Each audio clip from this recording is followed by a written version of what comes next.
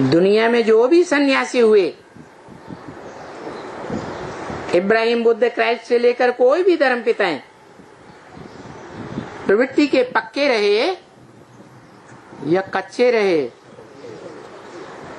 कभी प्रवृत्ति को जीवन में निभाए नहीं सके। और शंकर को भी दो रूपों में शास्त्रों में दिखाया गया, निवृत्ति में भी है और प्रवृत्ति में भी है। जब प्रवृत्ति है तो संपन्न है, उसको कहते हैं विष्णु रूप। ब्रह्मा सो विष्णु बनता है। ऐसा विष्णु जिसमें नो विषय टाल, विषपाई में विष का नाम निशान भी नहीं रहता।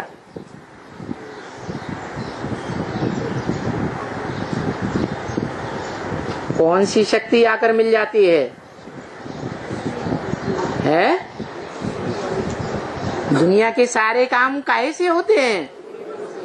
पवित्रता की शक्ति से होते हैं। वो पवित्रता को धारण करने वाली भारत में सती कही जाती है।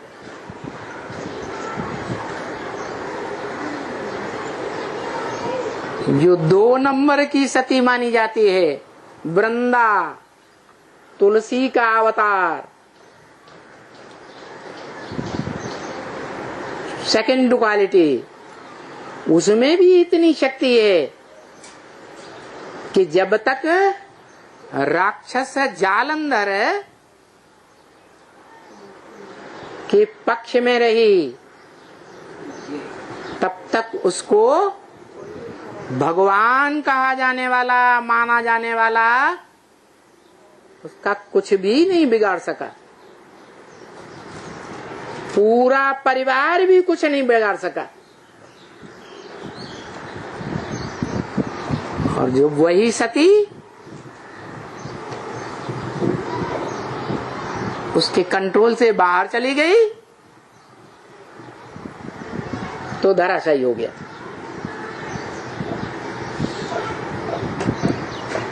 ये पवित्रता की प्रैक्टिकल शक्ति है, जिसे कहा जाता है इवर प्योरिटी। हिस्सा बांट हो जाता है।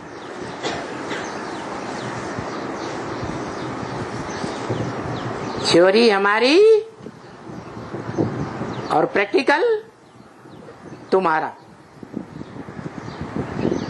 दोनों का मेल। थ्योरी आत्मा में बनती है, ज्ञान की थ्योरी जानकारी की या शरीर में बनती है? आत्मा में बनती है। और प्रैक्टिकल शरीर से होता है। तो प्रकृति रूपी जो माताएं हैं, जिनको शास्त्रों में 2 नाम दिए, दिति और अदिति,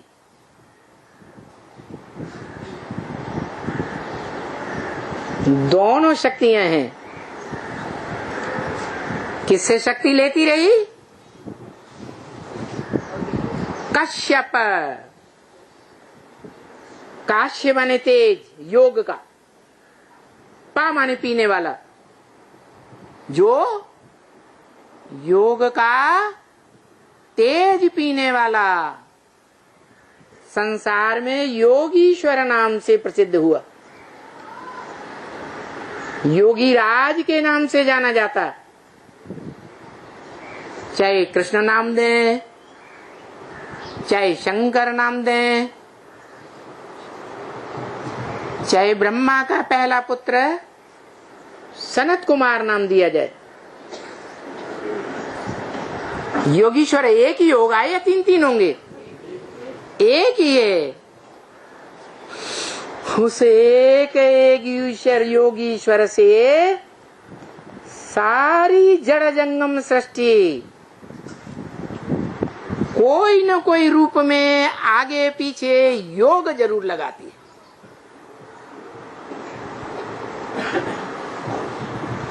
पहले जंगम चैतन्य आत्मा है। चैतन्य आत्माओं में भी कौन मुखिया हैं? है? अरे चैतन्य प्राणी हैं, उनमें सभी में आत्मा है, उनमें मुखिया कौन है? मुख्य जाति कौन सी है? मनुष्य जात,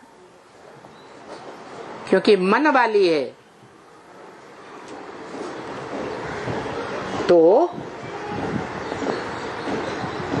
प्राणियों में मनुष्य रूप का जब प्राणी जो है कहा जाता है मनुष्य जाति, वो ज्ञान को पहले ग्रहण करती है और आत्माओं का बाप क्या देने आता है? ज्ञान देने आता है। ज्ञान मनुष्य समझेगा या अन्य प्राणी समझेंगे? उनमें मन बुद्धि वैसी नहीं होती। मन तो होता ही नहीं मनन चिंतनशील, संकल्प विकल्प करने वाला। वो तो जड़त्व में ही प्राणी है। आवेग आया और कर बैठे, एक सेकंड की भी देर नहीं लगाते। मनुष्य सोचता है, विचारता है, उसे मनुष्य कहा जाता है। मननात् मनुष्य। मनन चिंतन नहीं करता तो मनुष्य मनुष्य नहीं है, जानवर से भी बदतर है। जो बाप कहते हैं भगवान ने किसकी सेना ली? बंदरों की सेना ली। श्रीमत क्या है, क्या नहीं है, देह भान का आवेग आया और कर बैठे। ऐसे बंदरों को मैं किस लायक बनाता हूं? मंदिर लायक बनाता हूं। जिन मंदिरों में स्वयं ही वो पूज्य हैं और स्वयं ही पुजारी रूप में दिखाए जाते हैं। तो शिवलिंग जहां पूजा हुई द्वापर के सात्विक समय में, तो शिवलिंग वाली आत्मा कभी पूज्य भी थी सारे संसार के लिए। सारे संसार के लिए कि थोड़े बहुतों के लिए? सारे संसार की दृष्टि में पूजी थी, क्योंकि सारे संसार ने पहचाना था बाप को। जो ब्रह्म वाक्य मुरली में बोला, फादर है तो फादर जरूर मिलना चाहिए। फादर सिर्फ कहें और फादर कभी मिले ही नहीं, वो फादर हो ही नहीं सकता। सारी दुनिया की जो भी आत्माएं हैं सबसे आकर मिलते हैं।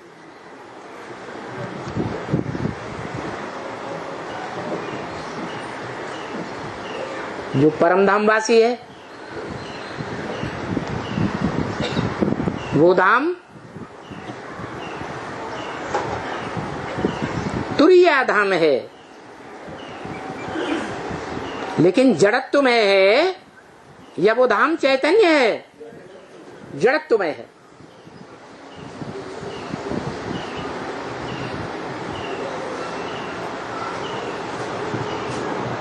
वो बाप उस जड़त्वमय धाम तुरिया धाम में पूरे 5000 साल टिक कर रहता है।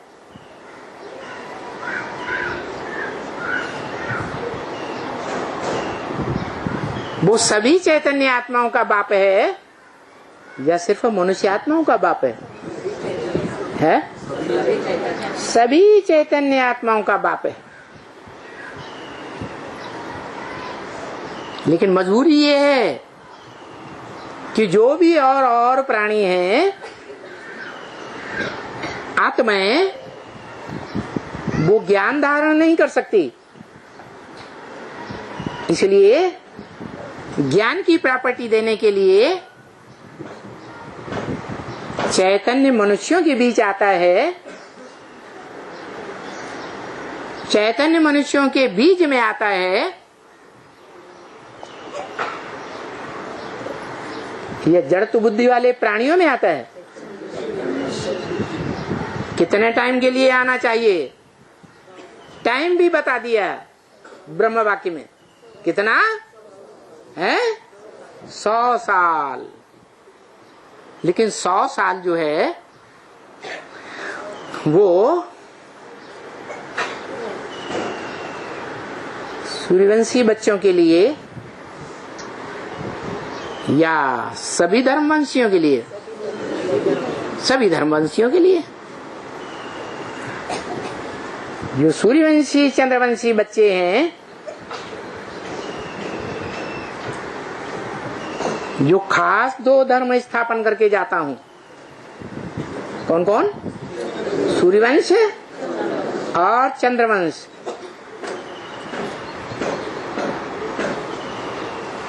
उनमें भी वो चंद्रवंशी जो सूर्यवंश में अपने को कन्वर्ट कर देते हैं जीवन रहते, उनको क्या कहा जाता है? कौन सी माला? विजय माला। विजय प्राप्त कराने वाली माला। इस बात से विजय? ऐसी कौन सी बात है जो विजय प्राप्त होती है? हैं? प्रैक्टिकल रूप में पवित्रता। ब्रह्मा द्वारा सुनना सुनाना, शंकर द्वारा समझना और समझाना। प्रैक्टिकल हुआ? हुआ? नहीं हुआ। रिजल्ट निकलेगा? नहीं निकलेगा। दुनिया में भी पढ़ाइयां होती हैं, थ्योरी में कोई पास हो जाते हैं, प्रैक्टिकल में फेल हो जाते हैं। तो फेल या पास? फेल। परंपरा कहां से शुरू हुई?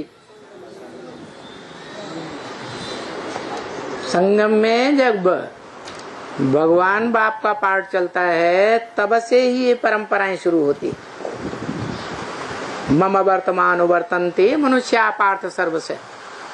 दुनिया के सभी मनुष्य जिन परंपराओं को मैं आरंभ कर देता हूं, उन्हीं परंपराओं पर आगे पीछे चलते रहते। तो बोला कि जो संदेश है ये, वो 500-700 करोड़ मनुष्य आत्माओं तक तुम बच्चों को पहुंचाना है। सभी तक पहुंचाना है का मतलब क्या हुआ है? सभी तक पहुंचाना है। क्यों? अभी तक क्यों नहीं बोला सभी तक पहुंचाना है? क्योंकि अभी तक जो भी ब्राह्मण बच्चे थे, उनको बाप कहते रहे बाप का परिचय दो, त्रिमूर्ति के चित्र में बाप का परिचय दो, लेकिन बच्चे समझ ही नहीं सके। बाप बार बार बोलते रहे, बच्चे अपनी ही टिक टिक करते रहते हैं, बाप का परिचय कोई देते ही नहीं। अभी नंबरवार बच्चों की बुद्धि में बैठता है कि वो त्वमेव माता च पिता त्वमेव, एक ही कौन है? जिस एक के स्वरूप संस्कार में, स्वभाव में माता भी है और पिता भी है। नहीं तो माता अलग होती है फीमेल, और पिता अलग होता है मेल। लेकिन वो शिवलिंग रूप ऐसा है जिसमें वो मेल भी है और फीमेल का भी स्वरूप है। जिसे साकार और निराकार कहा जाता है। माताएं साकार होती हैं या निराकार होती है? हैं? साकार होती है। देह रूपी साकार स्वरूप का भान भूलता ही नहीं।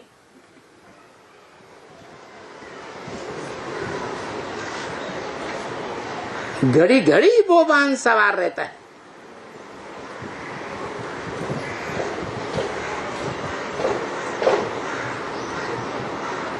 इसलिए कहते हैं जो पुरुष है जिसे आत्मा कहा जाता है, बीज कहा जाता है, उस बीज रूप पिता की पहली रचना कौन? माता। वो प्रकृति है, प्रकृष्ट कृति, उसको जल देना है, आधार है। जो झाड़ के चित्र में आधार रूपा क्या दिखाई गई? अरे जड़ें दिखाई गई कि नहीं? जल देना है, किसको देना है? जड़ों को जल देना है। कि पत्तियों को, टहनियों को, फलों फूलों को जल देने से फायदा होगा?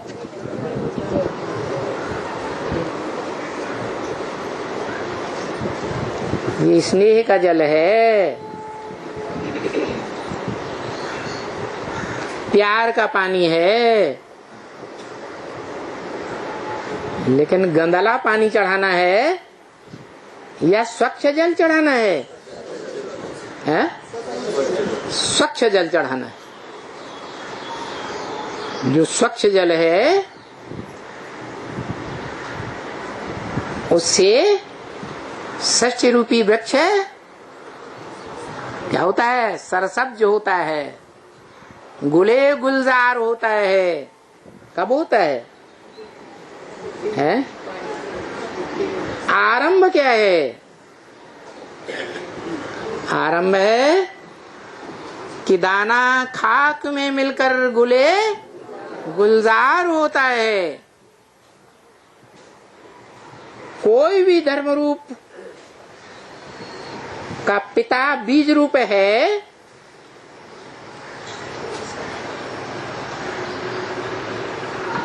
वो अगर जीवन में समाज के दिए हुए धक्के नहीं खाता है, जिसे कहते हैं धर्म के धक्के, तो उसका धर्म कभी भी स्थापन ही नहीं हो सकता। वो तो देहधारी धर्म पिताएं हैं, देह की स्थिति को छोड़ ही नहीं पाते। भले भगवान भी इस सृष्टि पर आ जाए तो भी देह अहंकार नहीं छोड़ पाते। और ये पिता कैसा है? सारी मनुष्य सृष्टि का पिता कैसा है? जो कैसा है?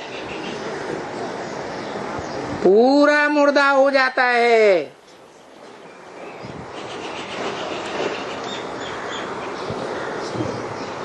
लक्कड़ बुद्धि हो जाता है, जिसकी यादगार नेपाल में दिखाई जाती है। कहा? नई दुनिया की पालना करने वाला नेपाल, वो है हद का नेपाल, और ये है बेहद का नेपाल। इस बेहद के नेपाल में वो काठमांडू का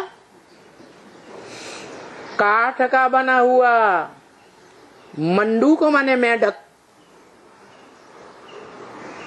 काठ के बने हुए मेढक की तरह कार्य करता है। कब? कब? जब ज्ञान की बरसात का मौसम आता है। 3 मौसम होते हैं ना, सर्दी, गर्मी और बरसात। सर्दी का मौसम है, ठंडा दिमाग रहता है सबका, वो है सत्ययुग त्रेता। गर्मी का मौसम है, द्वापर और कलयुग, सबका दिमाग गर्म रहता है। और बरसात का मौसम कौन सा है? जब भगवान बाह पाकर ज्ञान की बरसात करते हैं तो बरसात का मौसम हो जाता है, जिस मौसम में खास शिवलिंग की पूजा होती है। कौन से दिन?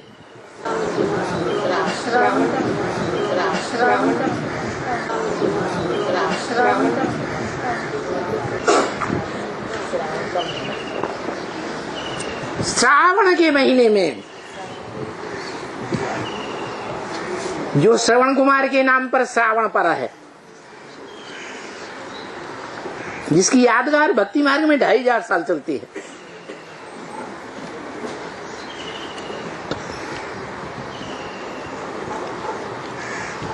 उसका मुख्य दिन है सोमवार, जहां खास शिव की पूजा होती है।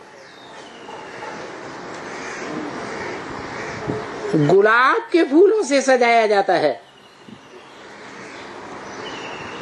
लेकिन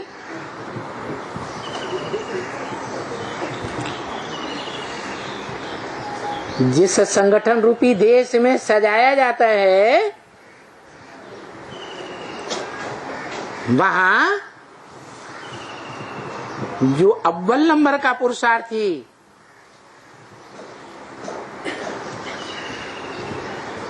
काठ का मंडूक बन जाता है, कठ बुद्धि बन जाता है।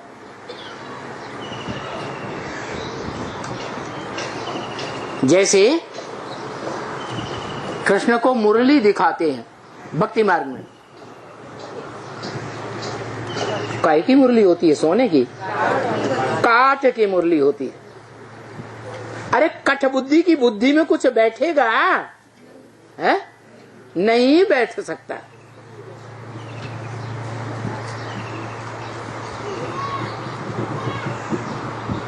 कौन हुआ कठ बुद्धि? जिसकी यादगार में हाथ में मुरली दिखाई जाती है काठ की।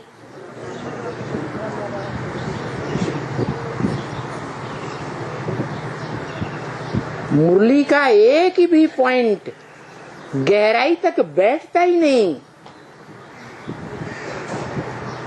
जो मुरली का मुख्य उद्देश्य है बाप की पहचान, जिस बाप से साकार में दुख दर्दों से मुक्ति, जीवन रहते और जीवन मुक्ति मिले, जीवन में रहते रहते मुक्ति मिले।